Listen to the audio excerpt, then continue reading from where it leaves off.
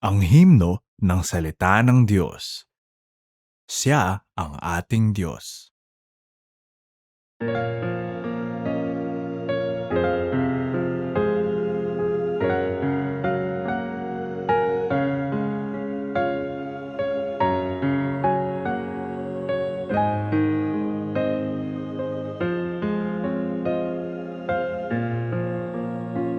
Siya lang ang may alam ng ating iniisip. Urit diwa natin ay talos niya, tulad ng palad niya. Tanging siya ang hukom sa taong tiwali at suwain.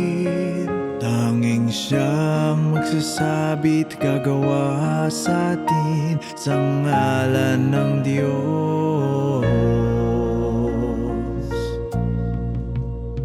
Siya lang ang nag-aangkin ng kapangyarihan at dunong ng Diyos.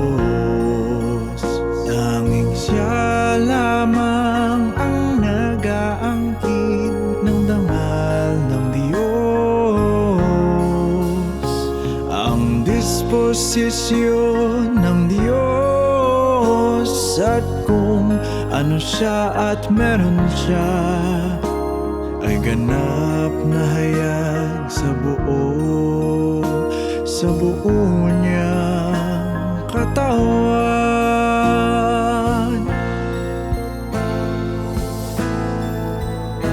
Siya lang ang makapagdadala ng liwanag sa atin.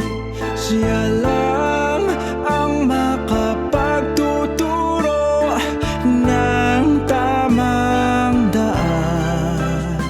Siya lang maghahayag, mamahiwagang di hayag ng Diyos. Di hayag ng Diyos mula sa paglikha hanggang ngayon.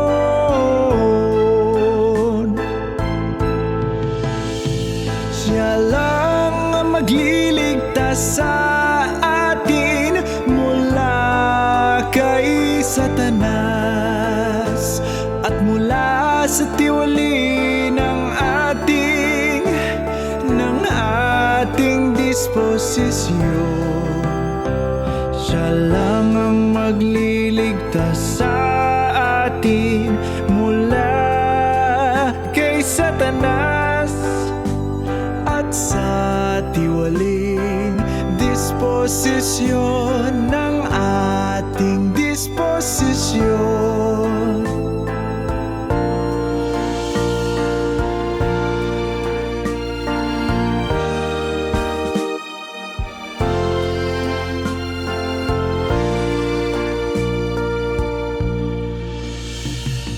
Sa sandaling iyon, isip ay nagkamalay.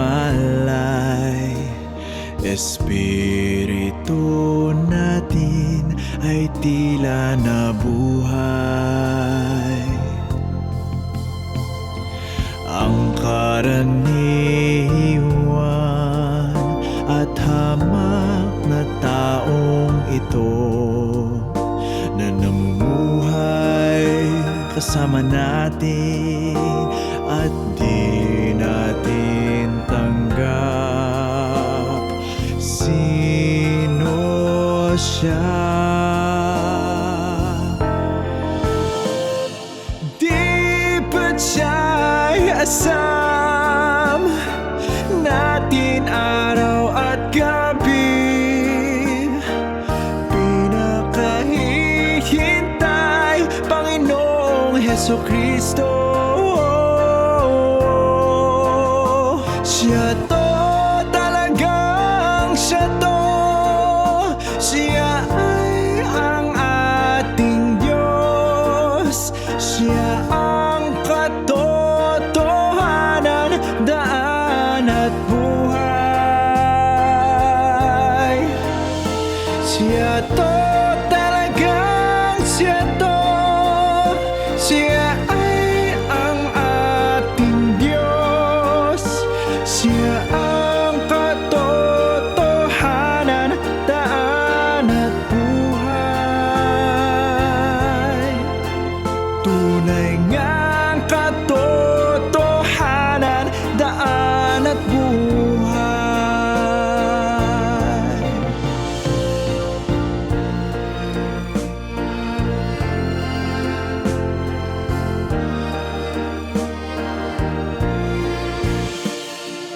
Di ba't siya'y asam natin araw at gabi? Pinakahihintay, Panginoong Hesukristo. Siya to, talagang siya to. Siya ay ang ating Diyos. Siya ang katotohanan, daan at buhay. Siya to, talagang siya to. Siya ay ang ating Diyos. Siya ang katotohanan, daan at buhay. Tunay niyang katotohanan, daan at buhay.